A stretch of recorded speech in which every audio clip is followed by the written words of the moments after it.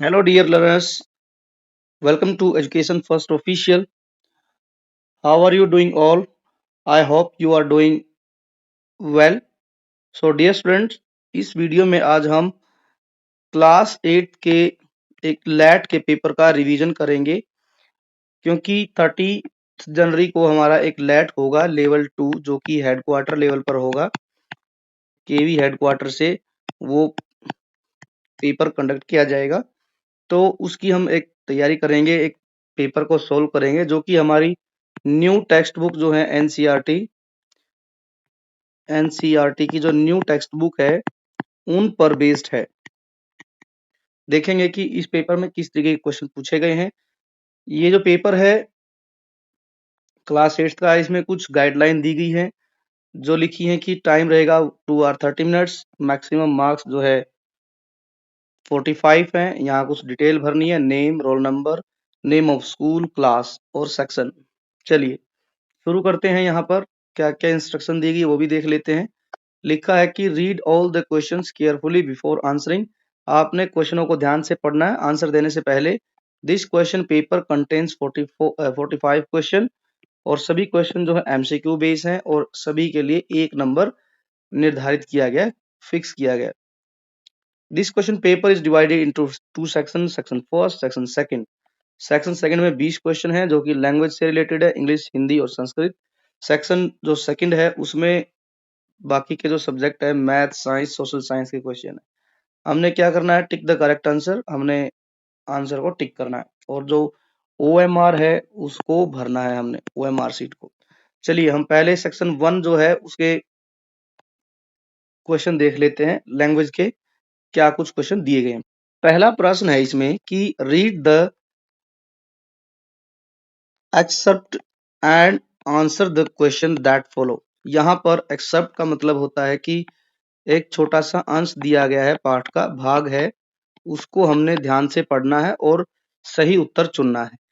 क्या लिखा गया है, major Somnath Sharma's last message read, कि मेजर शर्मा ने अपना आखिरी जो संदेश था वो पढ़ा। क्या, the enemy are only 50 yard from us, जो शत्रु है, दुश्मन है, वो हमारे से सिर्फ 50 गज दूर है। We are heavily outnumbered, और हमारी जो संख्या है, आउट नंबर मतलब होता है कि बहुत कम होना, संख्या में बहुत कम होना, संख्या में बहुत कम है। We are under devastating fire, और जो है हम जबरदस्त फायरिंग हमारे ऊपर हो रही है। I shall not withdraw an inch, मैं एक भी इंच पीछे नहीं हटूंगा। But fight to last man, मैं जो है अंतिम जो सैनिक है जब तक रहेगा उस तक भी लड़ूंगा और जो है लास्ट राउंड तक मैं लड़ूंगा। ठीक है, तो यहाँ जब मेजर सोमनाथ दुश्मन के साथ लड़ रहे थे तो उनके इतने नजदीक आ गए थे दुश्मन की वो 50 गज भी दूर नहीं थे, और मेजर सोमनाथ के साथ जो सैनिक थे वो बहुत कम थे, उनके ऊपर जबरदस्त फायर हो रही थी। उसने ये निर्णय लिया कि मैं एक भी इंच पीछे नहीं हटूंगा जब तक मेरा लास्ट सोल्जर, लास्ट जवान लड़ रहा है। गोली जो बंदूक है उसमें लास्ट राउंड तक मैं लड़ता रहूंगा, ये बताया गया। अब क्वेश्चन क्या है, what does this message reveal about the enemies position, जो दुश्मन है उसकी पोजीशन के बारे में क्या बताया गया है। They were retreating, they were very close to the Indian soldiers. यहाँ बताया गया कि 50 मीटर मतलब 50 यार्ड ही थे, 50 मतलब यार्ड मतलब गज, तो कहीं ना कहीं इंडियन सोल्जर और जो है जो शत्रु थे वो बिल्कुल पास पास आ गए थे लड़ते हुए। तो यही उत्तर हो जाएगा कि they were very close to the Indian soldiers. They were hiding in the hills, नहीं, ये गलत है।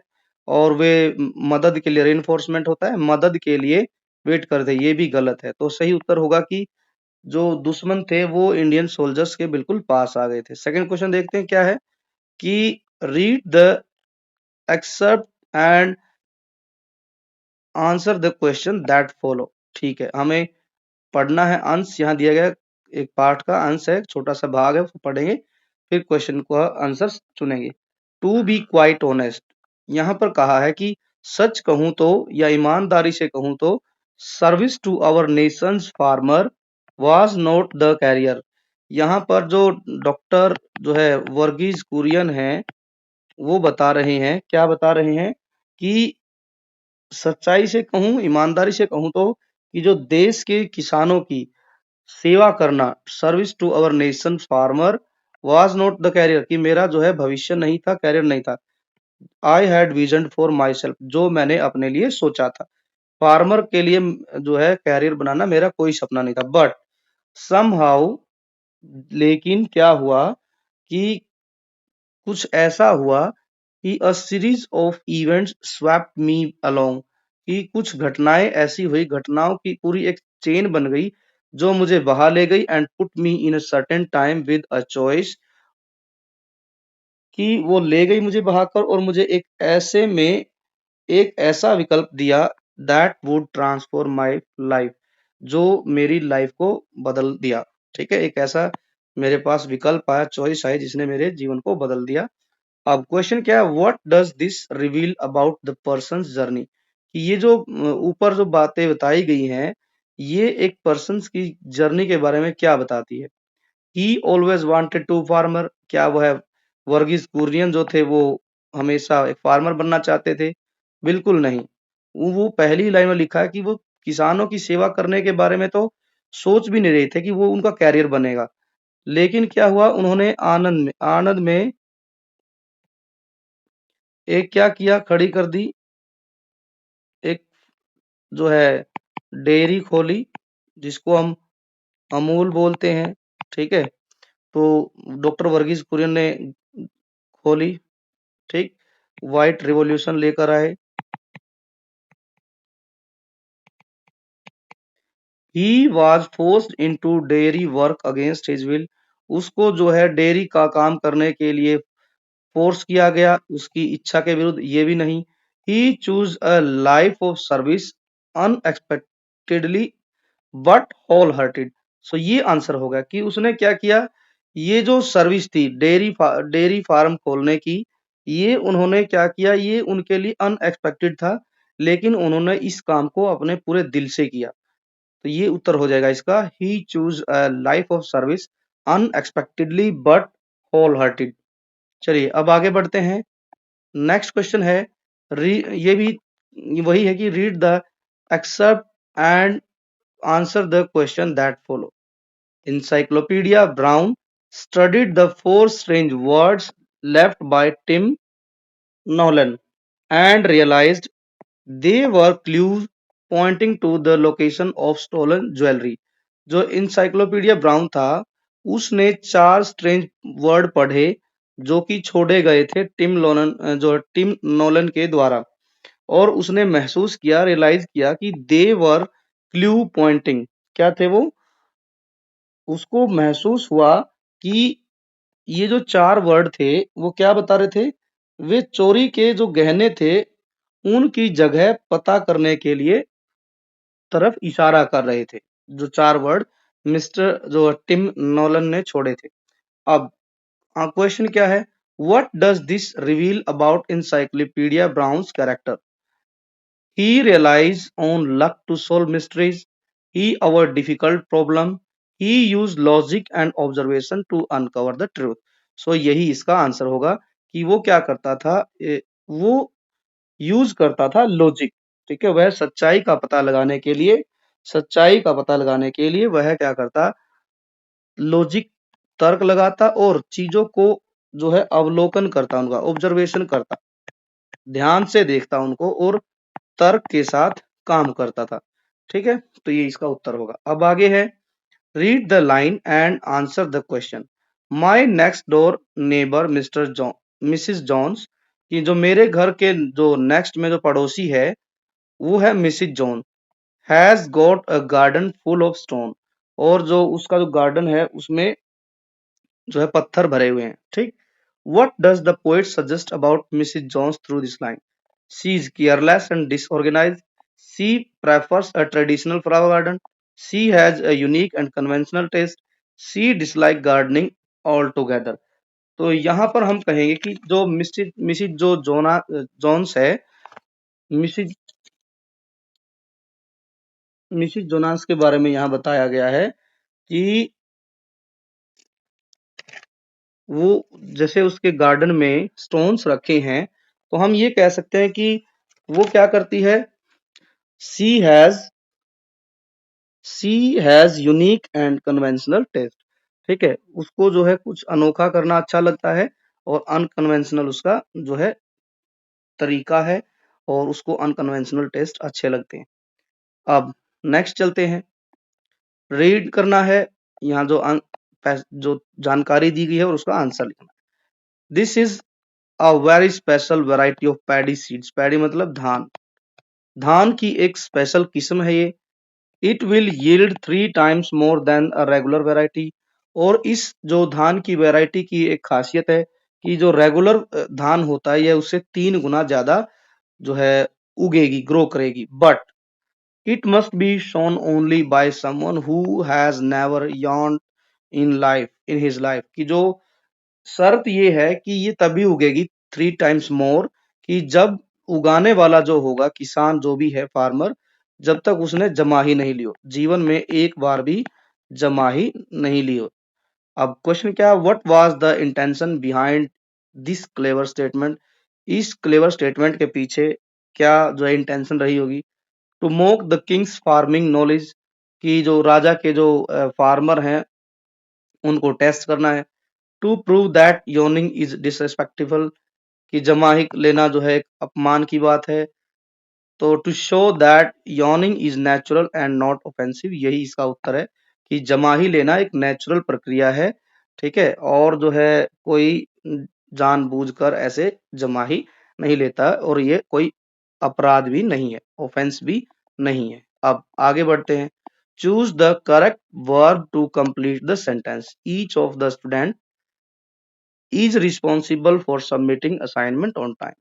ई जाएगा यहाँ पर, each of the student, each of the student is responsible, क्योंकि ईच जो है बच्चों इसलिए आया, मतलब इज इसलिए आया है यहाँ पर क्योंकि इज, ध्यान देंगे तो ईच जो है ये सिंगुलर सब्जेक्ट है, सिंगुलर सब्जेक्ट है, और इसके लिए हमें वर्ब भी सिंगुलर ही चाहिएगी। तो यहाँ पर हैव, वर, आर, ये प्लूरल वर्ब है, इज सिर्फ सिंगुलर है, तो इज आएगा यहाँ पर। Which literary device is used in the poem in the line below. यहाँ लाइन दी गई है, her heart was a lighthouse in the storm. यहाँ पर पूछा बताया गया कि हर जो उसका जो हार्ट है was a lighthouse in the storm, तूफानों में भी एक लाइट हाउस का की तरह से काम करता है। तो यहाँ पर जो लिटरेरी डिवाइस यूज हुआ है वो है मेटाफर। क्या है ये, is an example of metaphor. ठीक है, रीजन रीजन ये है कि it directly compare the heart to a lighthouse without using like or as. इसके लिए कोई like or as word use नहीं हुआ, क्योंकि ये डायरेक्टली कंपेयर करता है इसको हार्ट से एक लाइट हाउस के साथ में। So that is why the answer is metaphor. Now next, अब नेक्स्ट क्वेश्चन है हिंदी के, क्वेश्चन नंबर 7। क्या लिखा है, निम्नलिखित पंक्तियों को पढ़कर पूछे गए प्रश्नों के उत्तर दीजिए। हर दिए की रोशनी देखकर ललचाए, उंगली जलाएं, अपने पांव पर खड़े हों, जा तेरे स्वप्न बड़े हों। अब ये कविता है, कविता में ये बताया गया है कि आशीर्वाद कविता है ये। आशीर्वाद कविता में ये समझाया गया है कि तेरे सपने जो हैं बड़े हों, और तू आत्मनिर्भर बन, और जो है दिए की रोशनी, जिस तरीके से जो हमारा ये रोशनी को देखकर जो जीव होते हैं वो उसको ललचाते हैं, रोशनी को देखकर ललचाते हैं, वो अपने प्राण तक भी त्याग देते हैं। ठीक है, ऐसे ही कहा है कि आप जो है सपनों के पीछे दौड़े, आप आत्मनिर्भर बने। अपने पांव पर खड़े हो पंक्ति का क्या आशय है, मैंने आपको बता ही दिया, आत्मनिर्भर हो। ठीक, तो यही इसका उत्तर होगा। मैं कृपा राम के घर के ऊपर के बंगले पर टिका था। इस पंक्ति में कौन सा काल है। ठीक है, मैं कृपा राम के घर के ऊपर के बंगले में टिका था, तो ये हो जाएगा भूतकाल। टिका था। वाज आ गया यहाँ पर। नेक्स्ट है, निम्नलिखित गद्यांश को पढ़कर पूछे गए प्रश्न का उत्तर लिखिए। पिताजी को पक्षियों से कोई विशेष लगाव नहीं था। उनका चहकना उन्हें शोर लगता था, जबकि जो लोग पक्षियों के चहचहाने को पसंद करते थे, वे उन्हें संगीत के समान मानते थे। अब यहाँ पर देखिए, जो पिताजी हैं और जो है अन्य लोग हैं, उनकी पसंद बताई गई है। पसंद, ठीक है। चहकना पिताजी के लिए शोर है, ठीक है। अन्य लोगों के लिए वो है क्या? संगीत। संगीत। तो यहाँ क्वेश्चन ये पूछा गया है कि चहचहाना शब्द का प्रयोग लेखक ने किस उद्देश्य से किया है? चहचहाना शब्द, चहचहाना पिताजी के संबंध में शोर है। चहचहाना अन्य लोगों के लिए एक संगीत के समान है, क्योंकि कुछ लोग जो है बर्ड्स लवर होते हैं,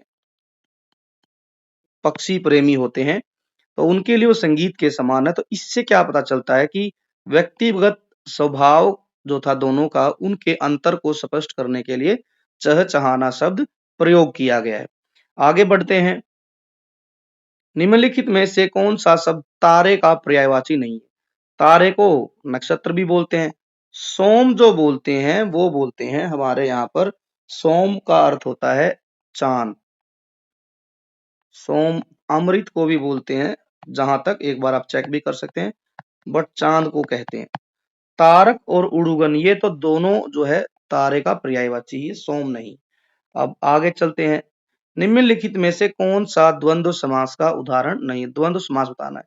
दिन रात, दही बड़ा, सुख दुख, आना जाना।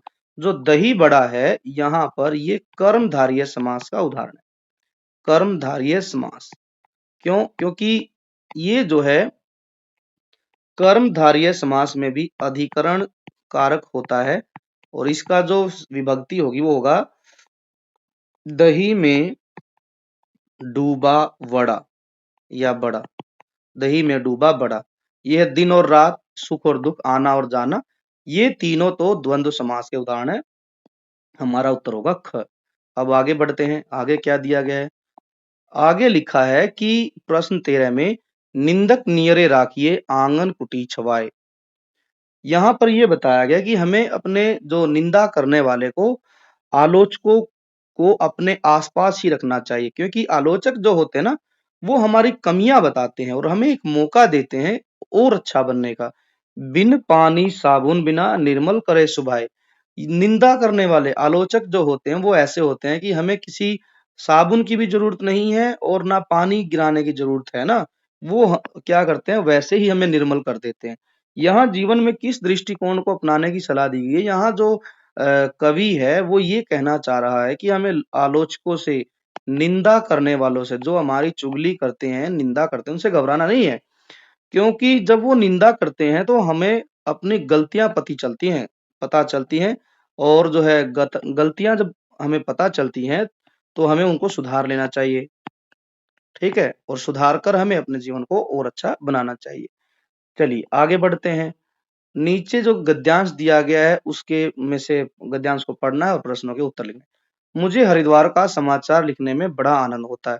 मैं उस पुण्य भूमि का वर्णन करता हूँ जहाँ प्रवेश करने से ही मन शुद्ध हो जाता है। यह भूमि 3 और सुंदर हरे भरे पर्वतों से घिरी है, जिन पर्वतों पर अनेक प्रकार के वल्ली हरी भरी सज्जनों के शुभ मनोरथों की भांति फैलकर लहा रही है, और बड़े बड़े वृक्ष भी ऐसे खड़े हैं मानो एक पैर पर तपस्या करते हो।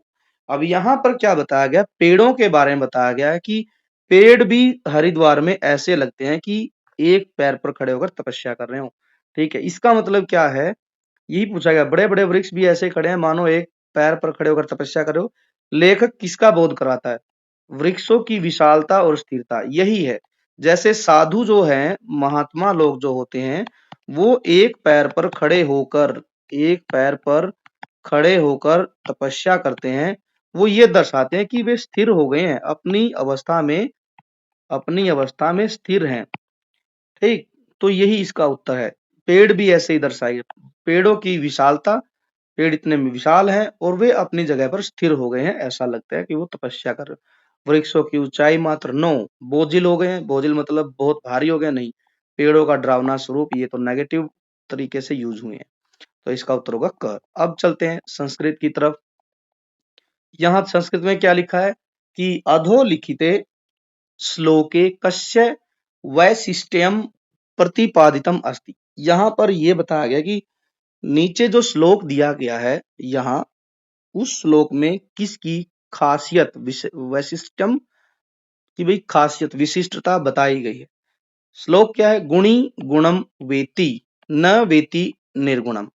कि जो गुणी व्यक्ति है, गुणी व्यक्ति ही क्या करता है, गुणवान व्यक्ति ही गुणी को समझ सकता है, न कि निर्गुण। निर्गुण मतलब कि जो गुणहीन है। गुणवान व्यक्ति ही गुणों वाले व्यक्ति को समझ सकता है, जिसके पास गुण ही नहीं है कोई, वो नहीं। वली वलम वेति, और जो बलवान होता है, बलवान पुरुष, यहाँ पर वली का मतलब है बलवान पुरुष ही दूसरे के बल को समझ सकता है। न वेत्ति निर्बल है, कोई निर्बल व्यक्ति बलवान व्यक्ति के बल की सामर्थ्य को नहीं समझ सकता। पिकौ वसंतस्य गुणम न वायस। अब जो पिकौ, पिकौ नहीं है ये, पिको है। ये पिको मतलब कोयल। जो कोयल होती है वो ही वसंत ऋतु के जो गुण है, मतलब जब वसंत ऋतु आती है तो उसके जो समझने की शक्ति है वो सिर्फ कोयल में है। न वायस है, वायस का मतलब होता है कोआ, उसको कोआ नहीं समझ सकता। करी च सिंहस्य बलम न मूषक। अब यहाँ करी का मतलब है हाथी, कि जो शेर का जो बल है उसको एक हाथी ही समझ सकता है।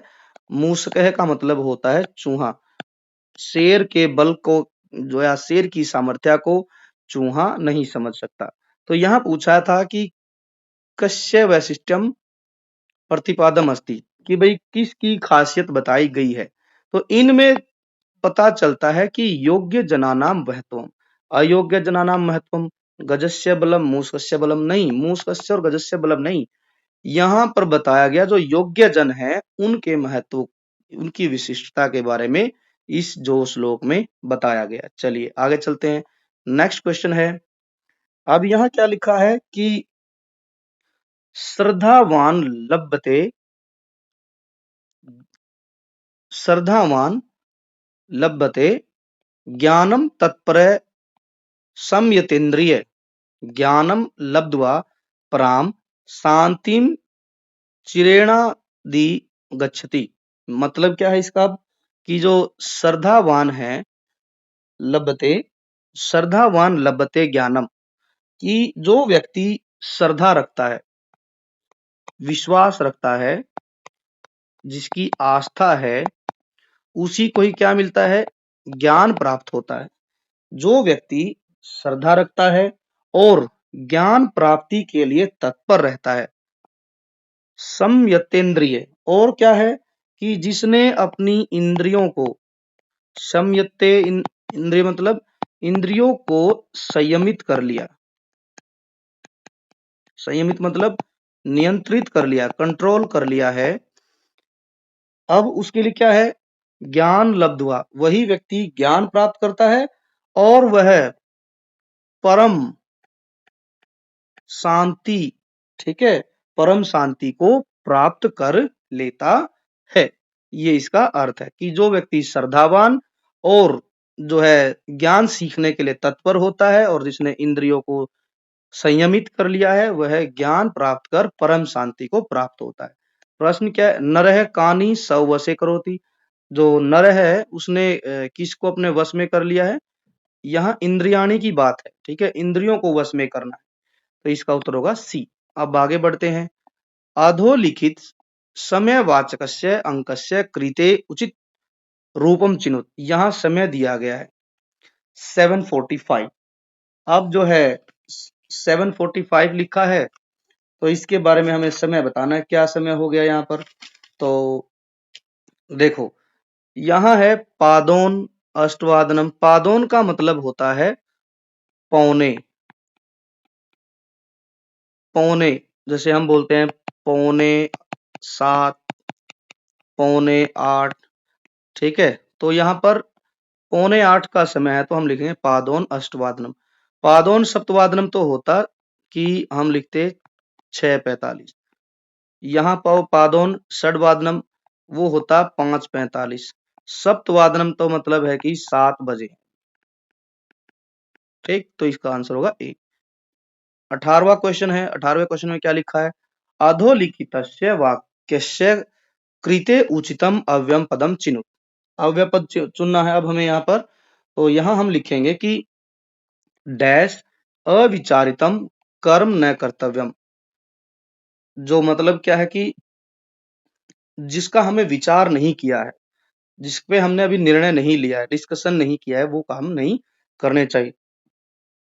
तो इसके लिए हम लिखेंगे सहसा। सहसा अविचारितम कि अचानक से जो कोई काम हमने नहीं करना है, बिना विचारे जो करे वो पाछे पछताए। इसका अर्थ भी यही है कि अविचारित कर्म जो है वो हमें नहीं करना है। आगे है गद्यांशम पठित्वा तस्य कृते उचित शीर्षकम चिनु। अर्थात कि हमने क्या करना है, इस गद्यांश को पढ़ना है और इसके लिए हमें सही शीर्षक चुनना है। अध्यापक क्या कह रहा है? अध्यापक है अस्माकं दैनिकम जीवनम डिजिटल है इत्यनेन परिवर्तितम प्रभावितम च भवति। यहाँ बताया गया कि हमारा जो जीवन है क्या हुआ कि डिजिटल की तरफ परिवर्तित हुआ है। अस्य क्षेत्रम व्यापकम अस्ति। और जो डिजिटल का जो दैनिक जीवन में जो डिजिटल का महत्व है वो बढ़ता ही जा रहा है। यथा डिजिटल शासनम, स्वास्थ्य सेवा, शिक्षणम, वित्तीयम, समावेशनम इत्यादि। अब यहाँ देखिए तो सारे के सारे इसमें क्या बताया गया है कि डिजिटल के बारे में बताया गया, डिजिटलाइजेशन के बारे में कि भाई डिजिटल जो है हमारा शासन हो गया, डिजिटल स्वास्थ्य सेवा है, डिजिटलाइज एजुकेशन हो गई है, और जितने भी फाइनेंशियल वर्क हैं वो सब जो है क्या हो गए, डिजिटल हो गए। यशिका कह रही है अहम स्वयं डिजी लॉकर इत्यस्य उपयोगम करोमि। कि यशिका भी कह रही है डिजी लॉकर के बारे में कि वो उपयोग करती है। मम आधार पत्रम, मेरा जो आधार पत्र है, विद्यालयीयम प्रमाण पत्रम च तत्र सुरक्षितम अस्ति। उसने रखा है क्या डिजी लॉकर में? बताया है कि मेरा जो आधार कार्ड है, विद्यालय का जो प्रमाण पत्र है, वो भी सुरक्षित है डिजी लॉकर पर। अथर्व मम पितरौ फास्टैग इत्यस्य उपयोगं कुरुत अनेन राजमार्गेषु स्वचालित विधिना मार्ग शुल्कस्य संग्रहणम शीघ्रम भवति। यहाँ सारे में यही बताया गया है कि जो देश हमारा डिजिटल हो रहा है उससे हर क्षेत्र में जो है डिजिटलाइजेशन का उपयोग बढ़ रहा है। तो हम इसके लिए क्या शीर्षक चुनेंगे? डिजी भारतम, डिजिटल प्रमाण पत्रम, कृत्रिम बुद्धि, आभासिया वास्तविकता। नहीं, यहाँ पर हम कहेंगे हमारा भारत जो है डीजी भारत बनता जा रहा है। तो इसका उत्तर हो जाएगा क। अब आगे है अधोलिखित वाक्यस्य रिक्त स्थानस्य कृते उचितम क्रियापदम चिनुत। युद्ध क्षेत्रे श्री कृष्ण अर्जुनाय उपदेशम। उपदेश के लिए क्या यूज करेंगे हम? अयच्छत। क्या है? अयच्छत। युद्ध क्षेत्र में श्री कृष्ण ने अर्जुन को उपदेश जो है दिया। तो दिया जो है अयच्छत का अर्थ होता है दिया, और ये भूतकाल के लिए प्रयोग होता है। ठीक है। ददाती जो है वो वर्तमान के लिए यूज होता है, देता हो जाएगा, देता है। यच्छत भी वर्तमान के लिए देता है, और यहाँ अपठत तो बिल्कुल गलत हो गया, तो इसका हो जाएगा अयच्छत। चलिए अब आगे बढ़ते हैं। अब मैथ का क्वेश्चन आ गया है, सेक्शन बी मैथ साइंस और जो है सोशल। अब है 21st क्वेश्चन, मैथ्स का है क्वेश्चन। क्या लिखा है कि the number of cells in a dish doubles each hours. कि जो एक डिश है उसमें सेल हैं, उनका नंबर डबल हो जाता है 1 घंटे में। जैसे सपोज दैट कि पहले घंटे में जो थे 40 सेल थी, वो सेकंड आवर जाते जाते 80 हो जाएगी। थर्ड में 160। अब ये कहता है कि सपोज दैट हमने क्या किया, एक डिश लिया, उसमें हमने सेल रखे 5 सेल रखे, ठीक है। The expression for the number of cell in the dish at 9 our.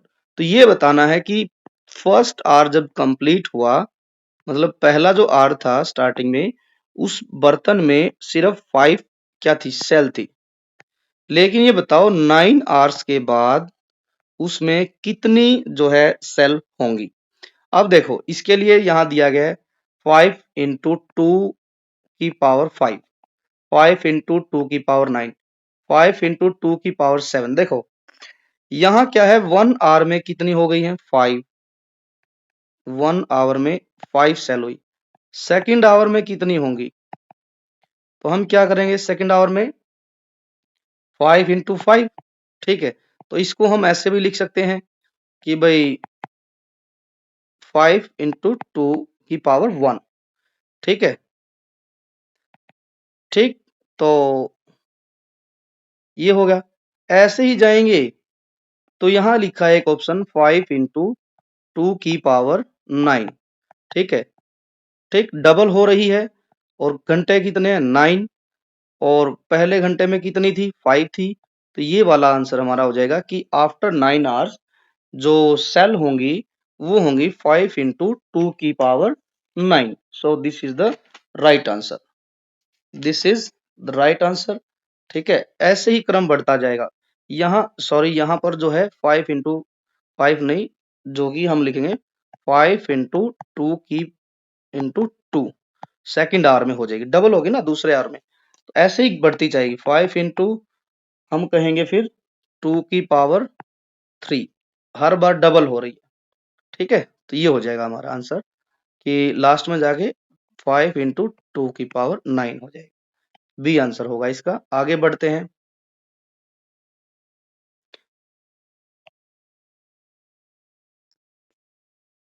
अब है 22nd क्वेश्चन। यहां लिखा है in their native language of Bakairi of South America have an additive system of representing number. यहाँ पर बताया गया है कि जो साउथ अमेरिका का जो बकैरी सिस्टम है उसमें किस तरीके से संख्याओं को ऐड किया जाता है, एडिटिव सिस्टम किस तरीके से काम करता है। जैसे नंबर 1 के लिए वो यूज करते हैं टोकैले, और 2 के लिए यूज करते हैं अजागे, या इसके लिए एक वर्ड और यूज होता है अहागे, अजाग भी बोलते हैं इसको। 3 के लिए अजाग और टोकाले, 4 के लिए अजाग, अजाग। अब यहां देखेंगे कि 2, 4, 6, 8, यहां पर अजाग का हर बार डबल हो रहा है। 4 पे जाएंगे तो ये एक और अजाग लिखा जा रहा है। 6 पे जाएंगे तो 3 टाइम अजाग हो जाएगा। 4th पे जाएंगे तो 4 टाइम अजाग हो जाएगा। तो ये लिखा गया है। और जो हमारा ओड नंबर है उसके साथ हम अजाग और टोकाले जोड़ देते हैं। यहाँ लिखा है एक नंबर दिया गया है, कोरस्पोंडिंग नंबर है अजाग अजाग अजाग अजाग अजाग अजाग अजाग, और लास्ट में टोकाले, ठीक है। अजागे भी इसको बोल देते हैं कोई कोई। तो यहाँ पर देखेंगे हमने पढ़ा था एक बार अजाग है तो 2, 2 बार दूसरी बार आ गया तो 4 हो गया, तीसरी बार आया तो 6 बन गया, चौथी बार आया तो 8, पांचवी बार तो 10, छठी बार है तो 12, सातवीं बार है तो 14, क्योंकि हर बार ये बढ़ेगा। मैंने बताया था ना 2 से गए तो 4 पे गए तो डबल हो गया है, अजाग अजाग लिखा तो। यहां तक हो गया 7 टाइम आया तो 14 हो गया, और एक है टोकाले। +1 करेंगे तो डिजिट कितनी आई हमारी, नंबर कितना बना हमारा 15। तो यही इसका आंसर है। अब है question number 23rd। What is the digit at ones place of. अच्छा, यहाँ कहा है कि यदि हम 1 2 3 4 5 6 7 8 9 को इनटू करें आपस में तो जो नंबर आएगा, ठीक है, उस नंबर के जो वंस प्लेस है, वंस प्लेस, तो वो डिजिट बतानी क्या आएगी, 0 आएगी, 1 आएगी, 2 आएगी, 3 आएगी। अब मैं आपको एक इंटरेस्टिंग फैक्ट बताना चाहूंगा कि इस पूरे इसमें नंबर सिस्टम में, ये सॉरी नंबर्स में आप ध्यान देंगे तो 5 है एक नंबर और एक है 2। यदि हम 2 + 5 कर दे तो 10 आ गया, ठीक है। अब 10 है तो नंबर कौन से बच गए, 1, 3, 4, 6, 7, 8, 9। अब ये नंबर बच गए, ठीक है। 2 + 5 10 हो गया। यदि हम इन सबको इनटू करके और उसको 10 से मल्टीप्लाई करेंगे, 10 से, तो बच्चों जो भी नंबर वंस प्लेस पर होगा उसके स्टार्टिंग में 0 आएगा, ठीक है। कैसे कह रहा हूं, जैसे मैं करूं 10 × 1 = 10, 10 हो गया। फिर 3 लेंगे यहाँ पर, 10 × 3 = 30। 4 करेंगे तो 4 120। 6 करेंगे तो हो जाएगा 720। 720 हो गया, ठीक है। 720 को हम क्या करेंगे, 7 से करेंगे तो फिर 0 आ रहा है स्टार्टिंग में। जो भी, जैसे यहाँ हो गया हमारा 7 2 = 14, 1 कैरी, 7 7 = 49 + 50 हो गया। फिर यहाँ पर 0 आ रहा है और 9 8 = 72 करेंगे, 2 0 = 0। फिर यहाँ पर फिर 0 आएगा। तो जिस भी संख्या को आप डिवाइड कर रहे हैं, मतलब इनटू कर रहे हैं, मल्टीप्लाई कर रहे हैं, और उनके बीच में 5 और 2 आ गया, तो डेफिनेटली उनका जो वंस प्लेस का जो डिजिट होगा वो 0 होगा। यदि सिर्फ 5 होता और 2 नहीं होता तो फिर हम कहते हैं तो 0 होगा या फिर 5 होगा, ये हमें ध्यान रखना है। बट यहाँ 2 और 5 आ गया तो जो है बिल्कुल 0 ही इसका फर्स्ट डिजिट होगा, जो भी नंबर हम इनटू करने के बाद लेंगे। आगे है, Rahul has 5 dresses, 3 hats and 2 pairs of shoes. How many different ways can Rahul dress up? 5 into 3 into 2, सबको इंटू कर दो तो अपने वेज निकल जाएंगे, तरीके, कितने तरीके से वो ड्रेस को पहन सकता है। 5 3 = 15, 2 = 30, तो इसका आंसर हो जाएगा 30।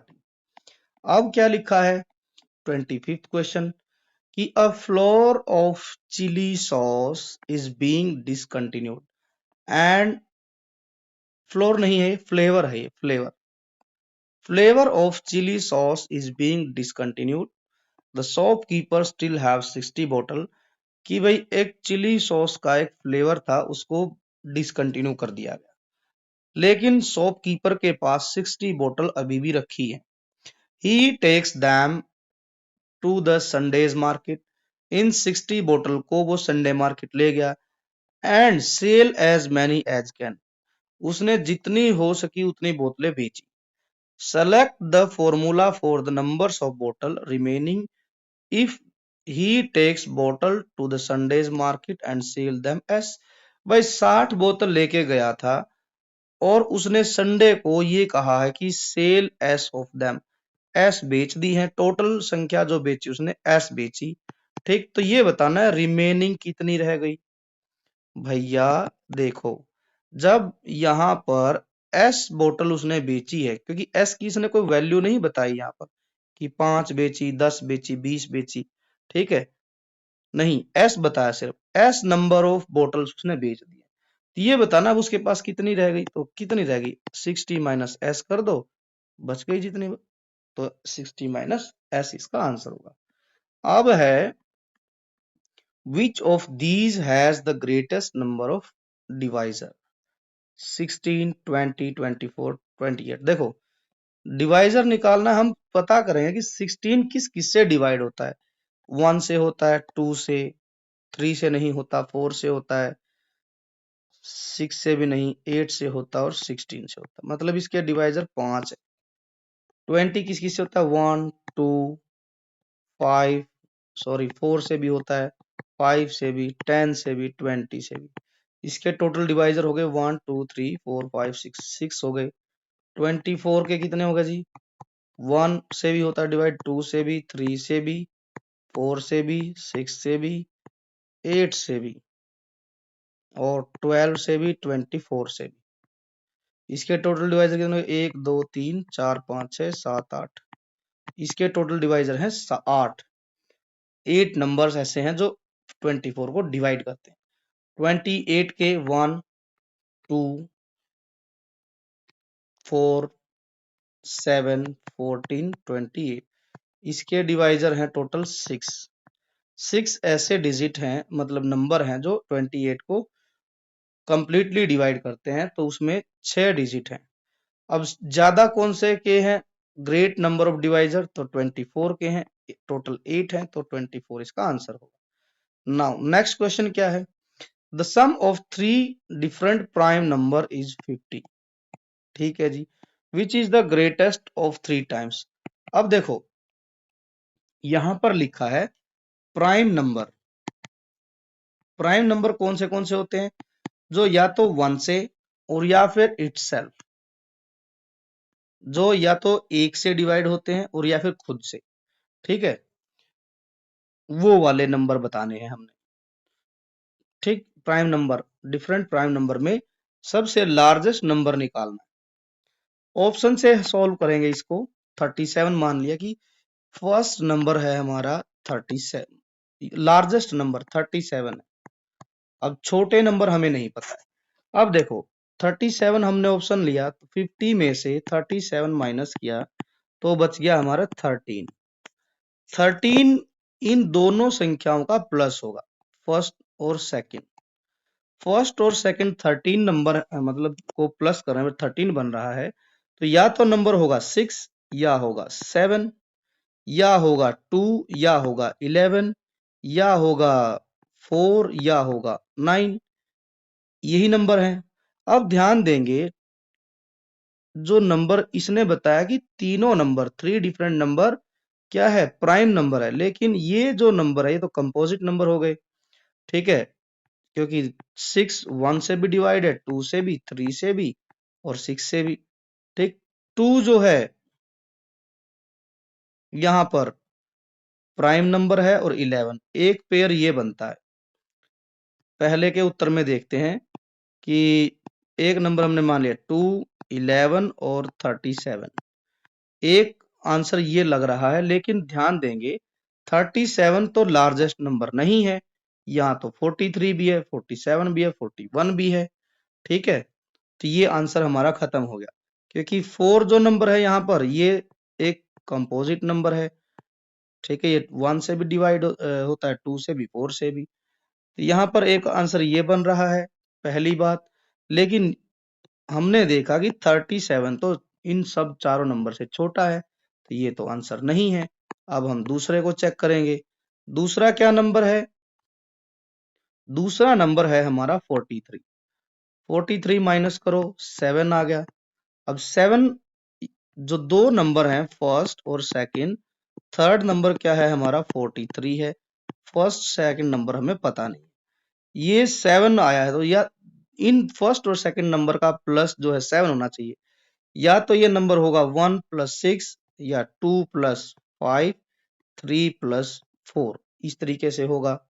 ठीक है, अब यहां देखा 1 is neither prime nor composite number. ठीक है, अब यहां देखेंगे ध्यान से, 2 और 5 एक नंबर है जो कि प्राइम नंबर है। यहाँ पर 4 जो है कंपोजिट नंबर है, ये नंबर प्राइम है, तो ये आप ऑप्शन ही गलत हो गया। 2 और 5 ये दोनों प्राइम नंबर हैं, बड़ा नंबर 43 है।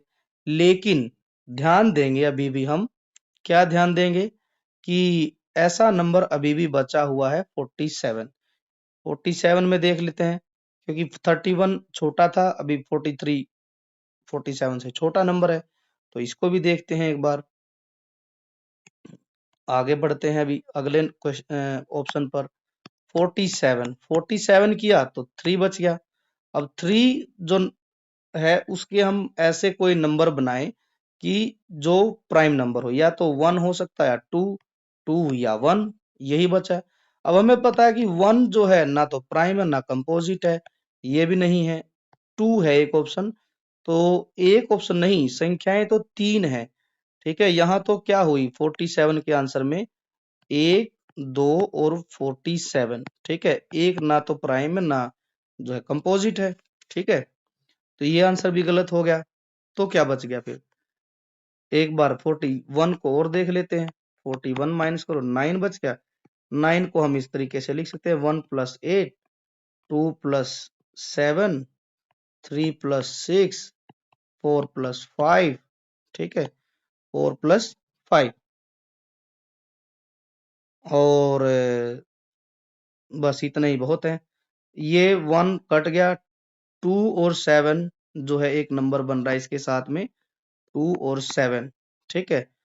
और एक नंबर बन रहा है 4 और 5, 3 और 6, ये भी नहीं बनेगी क्योंकि इनमें एक नंबर कंपोजिट नंबर है। अब देखो, यहां हमने ऑप्शन देखा था 43, 43 और 41, 47 तो कट ही गया है। ये देखो, यहाँ एक जो है ना तो प्राइम है ना कंपोजिट है, तो ये ऑप्शन गलत हो गया। 41 में क्या है? 41 से बड़ा तो 43 है, ठीक है। तो इसका आंसर हो गया हमारा 43। 43 के पेयर जो बनेंगे 3 प्राइम नंबर, वो बनेंगे हमारे कि 2, 5 और 43। और इसमें 43 जो है लार्जेस्ट जो है क्या नाम लेते हैं, प्राइम नंबर रहेगा, ठीक। और दो जो है बाकी वो है 2 और 5। अब आगे बढ़ते हैं। Two square and regular triangle are lined up as in the diagram show, ठीक है। यहाँ पर जो है रेगुलर ट्रायंगल है, उसके साथ जो है क्या जोड़े गए हैं? दो रेगुलर स्क्वायर लाइंड अप किए गए। What is unknown angles measure? अब हमें इसको मेजर करना है, तो हम बता सकते हैं कि कितना इसका एंगल होगा। एज पर माई ओपिनियन बच्चों, इसका जो एंगल है वो रहेगा 120, ठीक है। कितना रहेगा? 120। वैसे भी जो ट्रायंगल है ये जो है हमारा इक्विलेटरल ट्रायंगल है, जिसमें हर साइड 60-60 मीटर है, सॉरी 60-60 डिग्री का एंगल है। जब ये 60 डिग्री है तो इसके जो ओपोनेंट एंगल होगा वो 120 डिग्री एंगल होगा, ठीक है। तो जो है ये हो जाएगा हमारा 120 डिग्री। आगे है, अब ये क्वेश्चन है, यहाँ लिखा है कि what is the side length of A square having 10, area बताया गया है। एरिया क्या होता है? साइड इनटू साइड, ठीक है, स्क्वायर का, ठीक है जी। अब एरिया कितना है? 10 स्क्वायर यूनिट, ठीक है। इसको स्क्वायर की जगह थोड़ा सा इजी करने के लिए हम मीटर स्क्वायर कर लेते हैं। और साइड निकालनी है, ठीक है। साइड निकालेंगे तो क्या होगा? साइड इंटू साइड, साइड का स्क्वायर। अब क्या करेंगे हम, जो है यहाँ तो साइड निकालनी है हमें, तो इसके लिए हम इनके ऊपर अंडर रूट लगा देंगे, ठीक है। तो इसके लिए क्या बन जाएगा? इससे ये कट जाएगी और इसका आंसर आ जाएगा √10। क्या बन जाएगा? √10, ठीक। चलिए आगे चलते हैं। अब है micro organism in soil play a की रोल फॉर डिकम्पोजिशन। बिल्कुल सही बात है।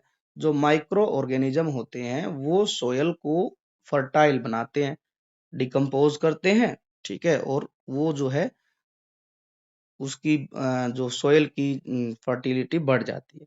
If all soil microbes were suddenly removed, what will would be immediate effect? Faster grown, faster plant growth नहीं, मोर फर्टाइल सोयल, दोनों गलत। यदि सोयल से सारे माइक्रोब्स हटा दिए गए तो क्या होगा कि जो न्यूट्रिएंट जो है उसके अंदर, सोयल के अंदर, वो धीरे धीरे कम हो जाएंगे और जो लैंड फर्टाइल थी वो क्या हो जाएगी? बैरन हो जाएगी, उपजाऊ से बंजर हो जाएगी। आगे है, Meena did not go out to play as she was feeling unwell. The doctor diagnosed she was suffering from diarrhea as she had vomiting and watery stool. क्या हुआ कि मीना आज खेलने नहीं गई बाहर क्योंकि वह बीमार थी। डॉक्टर ने डायग्नोस किया तो बताया कि उसको डायरिया है और उसको वोमिटिंग आ रही है और जो है उसको दस्त लग गए। She advise drinking ORS during diarrhoea. और आप सभी को पता ही है बच्चों, जब भी हमें वोमिटिंग या फिर वो जो है दस्त लग जाते हैं तो डॉक्टर ORS देता है। Which statement explain why ORS kill harmful microbes? बिल्कुल गलत। डॉक्टर जो ORS देता है उसका काम होता है कि वो हमारे शरीर में जो सोडियम है, सॉल्ट है, उसकी जो अ, मात्रा है वो कम हो गई उसको रिस्टोर करे और हमारे बॉडी में पानी की मात्रा को मेंटेन करके रखता है ORS। घर पर भी जब हम ORS बनाते हैं, ORS होममेड ORS, उसमें हम पानी को वाटर बॉयल करते हैं और उसमें शुगर ऐड करते हैं थोड़ी सी और सॉल्ट डालते हैं ताकि जो है हमारी बॉडी में सॉल्ट का लेवल मेंटेन रहे। आगे है द डायग्राम शोज, यहाँ एक डायग्राम दिया गया है, stagnant water outside the house. ठीक, व्हाट हेल्थ रिस्क, इसके साथ क्या हेल्थ रिस्क होंगे? देखिए मच्छर भी बैठा है।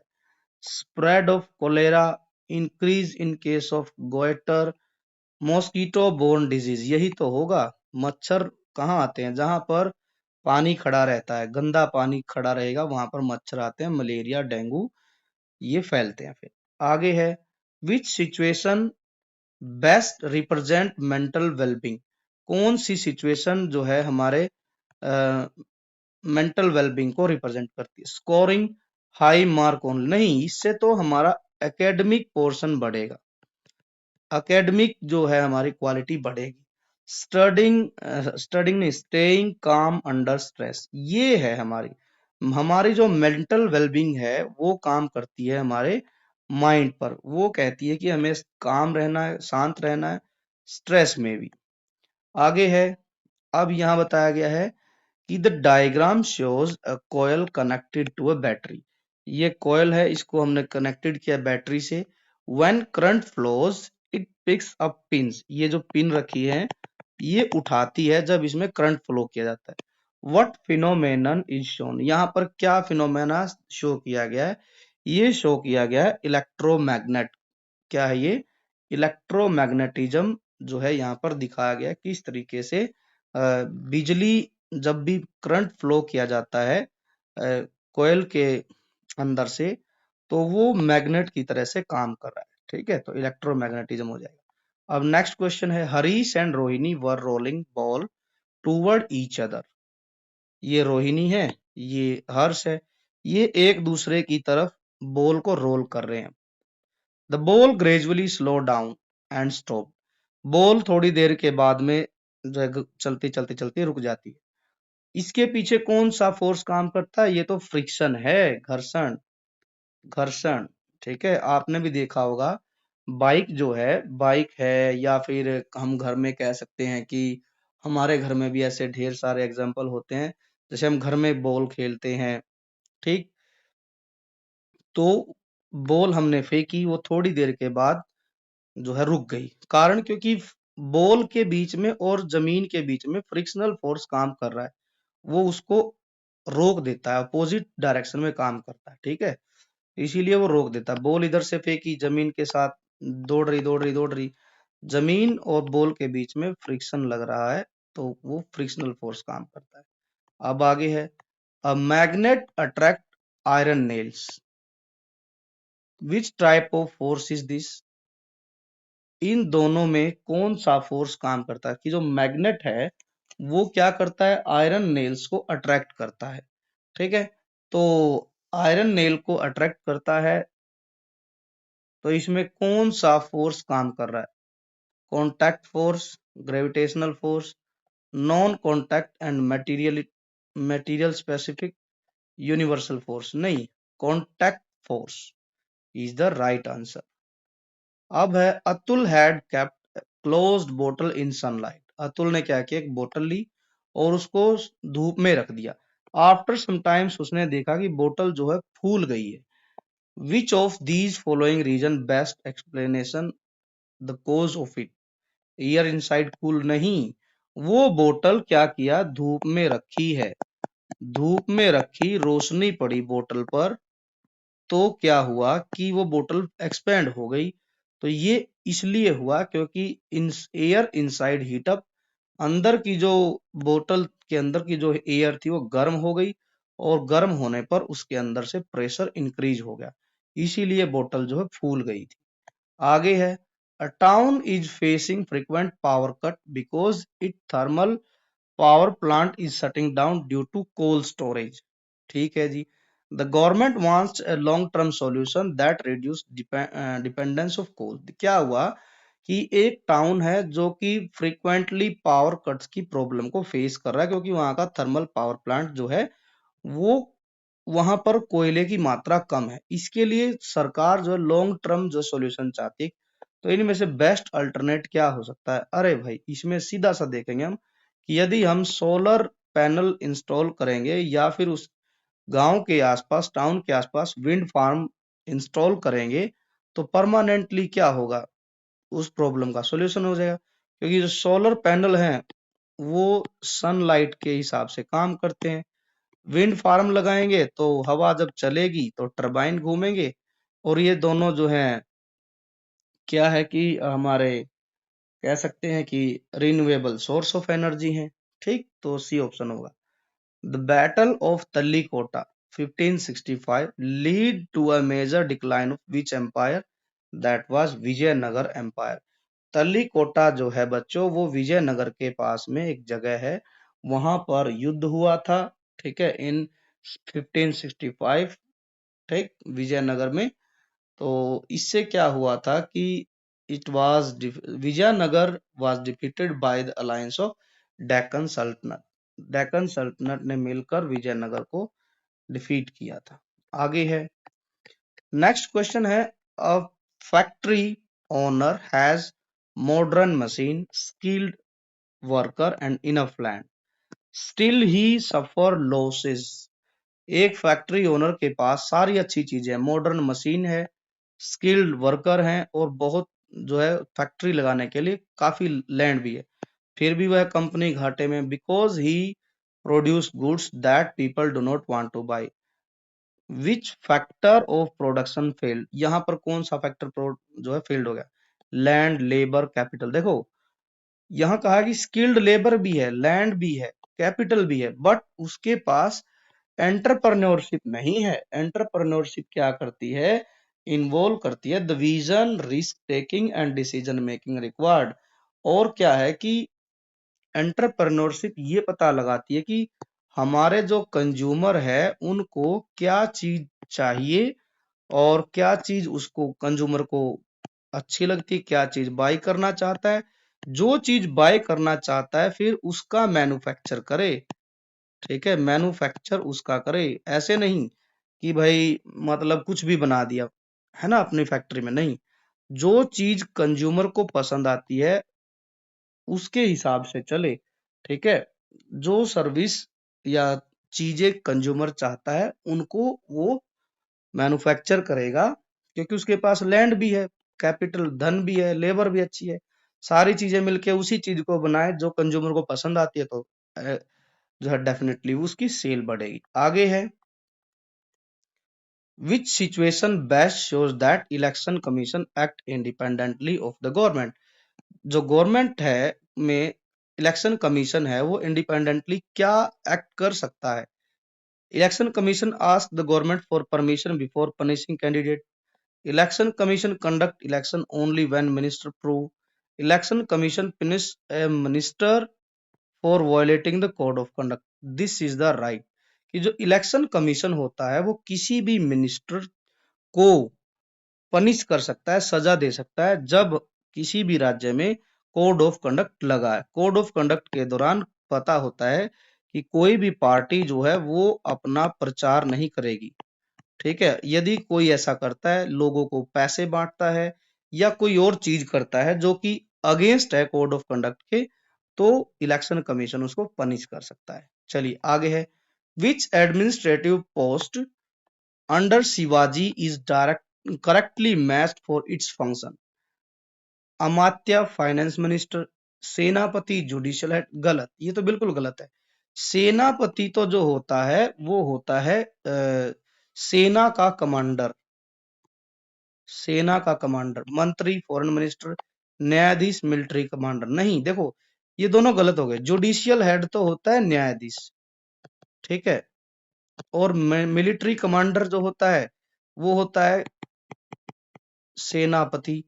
मंत्री फॉरेन अफेयर नहीं, मंत्री वो होता है जो राजा की सभा को बुलाए, ठीक है, और responsible for court management and intelligence. तो सही आंसर होगा अमात्य, फाइनेंस मिनिस्टर। आगे बढ़ते हैं, 23rd क्वेश्चन है, 2-3 क्वेश्चन और बच गए हैं। Arrange the correct sequence showing how a bill becomes a law in India. Bill is introduce in either house of parliament. हाँ, बिल किसी भी हाउस में, पार्लियामेंट में किसी भी हाउस में उसको इंट्रोड्यूस किया जाता है। Bill is sent to the president, ये गलत है अभी। Bill is debated and passed in both house. देखो फर्स्ट पे ये आएगा, सेकंड पे ये आएगा। फिर है जब वो दोनों हाउस में उस पर चर्चा हो जाती है, उसके बाद राष्ट्रपति के पास भेजा जाता है, राष्ट्रपति साइन कर देती है और वो बिल बन जाता है। अब हमारा होगा ACACBD, तो यही इसका आंसर है। 44th क्वेश्चन क्या कहता है? Which function is parliament performing when it passes a bill to protect wildlife. जो भी कानून बनाने का काम है, चाहे किसी से भी संबंधित कानून बनाना है, यहाँ लिखा है वाइल्ड लाइफ से संबंधित, तो वाइल्ड लाइफ से संबंधित कानून बनने का जो काम है वो है लेजिस्लेटिव फंक्शन करती है ये काम, ठीक है। जुडिशियली जो होता है, जुडिशियल फंक्शन, वो क्या करता है, जो भी लॉ बन गए, कानून बन गए, उनका रिव्यू कर सकता है और सही गलत का निर्णय करेगा। सही गलत का निर्णय जुडिशियल सिस्टम करेगा, ठीक है। आगे है, Indian artisans suffered gradually after British manufacture goods flooded Indian market. क्या हुआ कि जब ब्रिटिश आए, ब्रिटिश ने क्या किया कि जो गुड्स और सर्विस यहाँ मैन्युफैक्चर होती थी, जैसे हमारा जो कपड़ा था, कपड़ा उद्योग था, वस्त्र उद्योग है ना, वस्त्र उद्योग, कॉटन इंडस्ट्री थी जो हमारी, वो सफर कर गई। क्यों? क्योंकि ब्रिटिश जो थे वो अपना कपड़ा लेके आए। Which factor best explain why they could not compete. Indian artisan British manufacture कपड़े के साथ, गुड्स के साथ कंपिटिट क्यों नहीं कर पाए? क्या कारण हुआ? Poor quality for Indian goods नहीं, भारत के जो वस्त्र बनते थे या चीजें बनती थी वो बेस्ट क्वालिटी होती थी। ये ये गलत ऑप्शन है, पुअर नहीं थी, बेस्ट क्वालिटी थी। इंडियंस प्रेफर्ड ब्रिटिश डिजाइन, ये भी गलत है। इंडियंस के अपने खुद के डिजाइन थे। जो ब्रिटिश में जो कपड़ा बनता था, गुड्स बनती थी, वो मशीन मेड थी और वो बहुत सस्ती थी और ज्यादा मात्रा में प्रोडक्शन होता था, यही इसका आंसर है। इंडिया में क्या था कि कपड़ा जो था बेस्ट क्वालिटी का तो था, बट वो उसकी कॉस्ट हाई थी और वो टाइम कंज्यूमिंग था, बहुत दिनों लग जाते थे बनने में और कम मात्रा में प्रोडक्शन होता था। ब्रिटिश ने जो सामान बनाया वो मशीन मेड था और मशीन आदमियों से ज्यादा काम करती है, ज्यादा कपड़ा बनेगा तो सस्ता बेच सकते हैं और बहुत ज्यादा मात्रा में प्रोडक्शन कर सकते हैं। तो ये था बच्चों हमारा क्लास 8 का लैट का पेपर। वीडियो अच्छी लगी है तो लाइक करें और जो है चैनल को सब्सक्राइब करें।